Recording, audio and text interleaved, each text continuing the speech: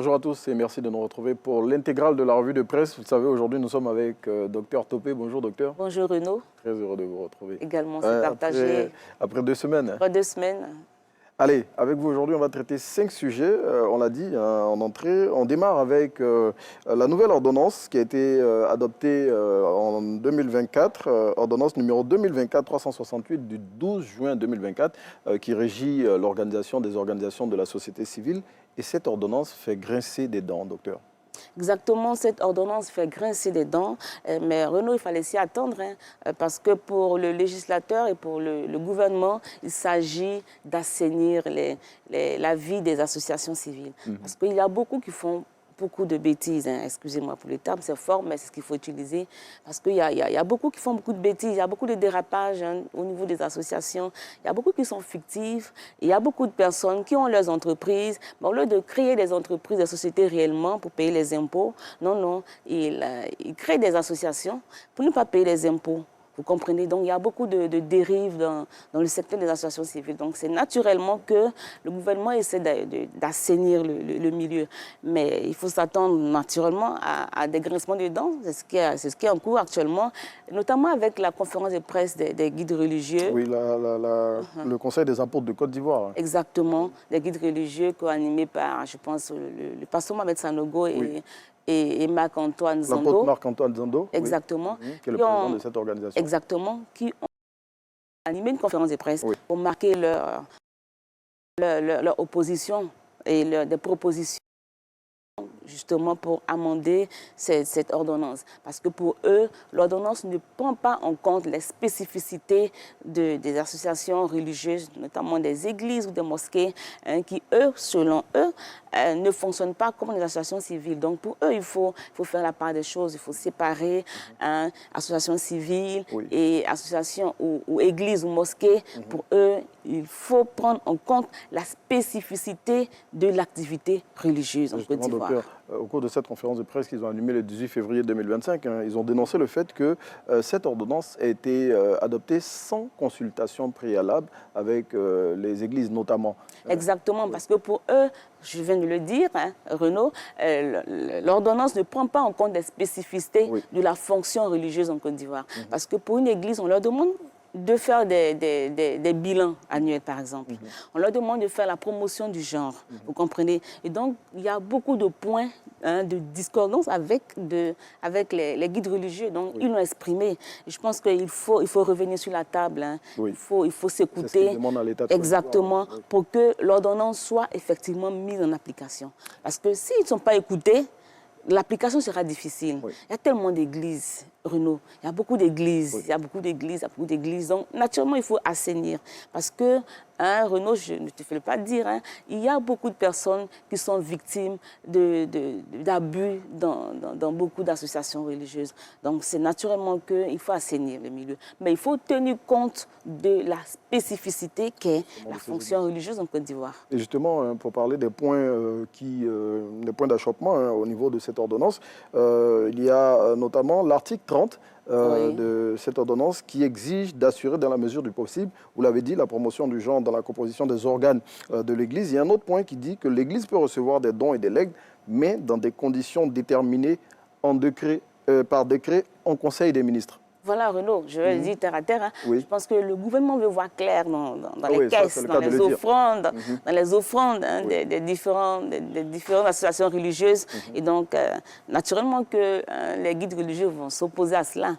Mais et puis, quand l'ordonnance parle de promotion du genre selon les guides religieux, ça ne va pas ensemble.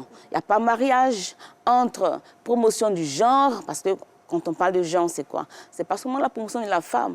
Il y a la femme, il y a toute cette communauté LGBTQ qu'il faut prendre en compte quand on parle de genre, promotion du genre.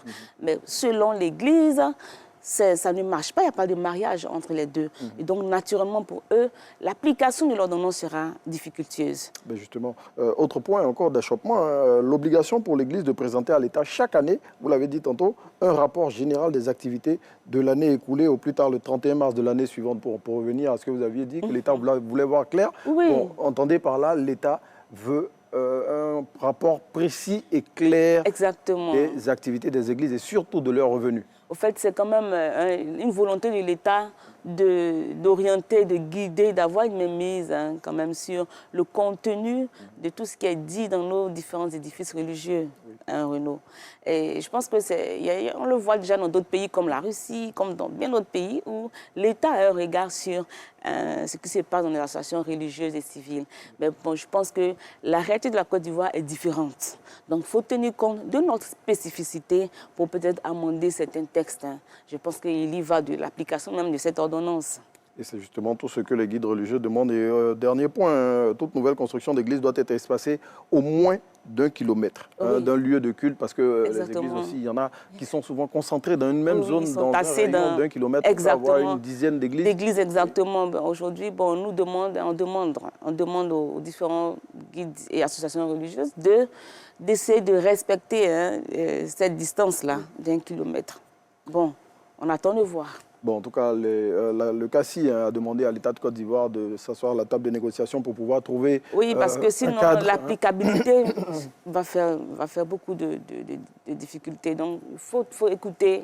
Et puis, pour que l'ordonnance même soit durable. Okay, c'est une proposition des guides. Je pense qu'il faut tenir compte de certaines spécificités. Et puis, ensemble, je pense qu'on finit toujours par s'entendre par la négociation. Et on est sûr qu'ils finiront, l'État de Côte d'Ivoire et les organisations de la société civile s'entendront.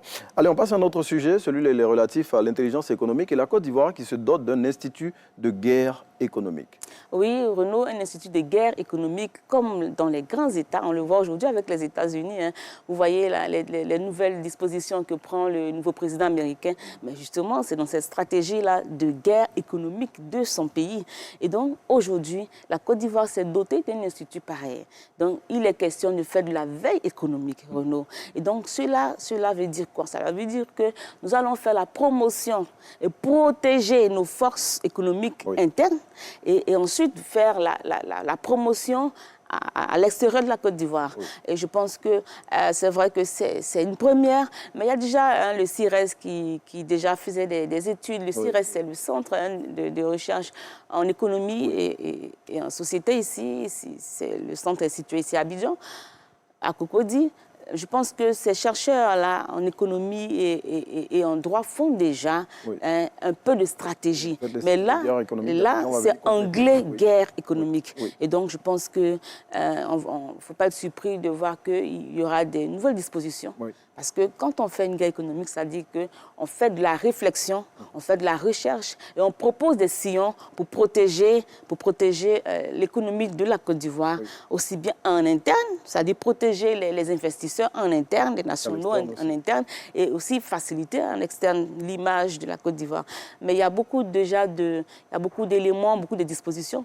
Et il y a l'OMC, l'Organisation mondiale du commerce. Oui. Je pense que c'est à ce niveau-là, à ces piliers-là qu'il faut intensifier aussi les négociations pour pouvoir défendre les intérêts de nos entrepreneurs ivoiriens. Et particulièrement de ceux de la Côte d'Ivoire. Et comme le dit M. Abou Bamba, qui est le président du conseil d'administration de ce think tank, eh bien, cet institut vient pour combler un vide dans un contexte international qui est marqué par le terrorisme, le blanchiment d'argent et la criminalité transfrontalière. Vous l'avez évoqué dans vos propos. Exactement, parce que Renaud, aujourd'hui, c'est la guerre de